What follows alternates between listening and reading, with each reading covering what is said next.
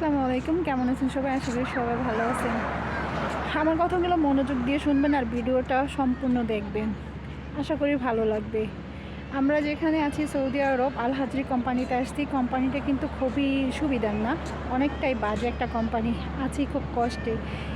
আর আমাদের মতো এই কোম্পানিতে কেউ আসার চেষ্টা করবেন না, কারণ এখানে বন্দিখানায় থাকতে হয় সবসময়। কোনো নিরাপত্তা নাই, কোনো আশার আলো নাই, কিছু নাই, অন্ধকারের ভিতরে থাকতে হয়।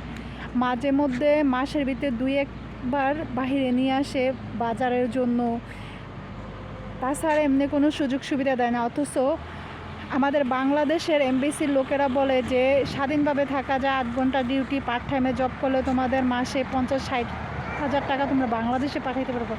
অথচ এইসব মিথ্যা কথা, খুব মিথ্যা কথা বলে ওরা। মিথ্যা কথা বইলা আমাদেরকে এই সৌদি আরব পাঠায়, বুঝতে পারছেন? তো যাই হোক, আমার কথাগুলো শুই না, শেয়ার করে দিবেন, আরও সবাইকে জানার সুযোগ করে দিবেন। আল্লাহ হাফেজ।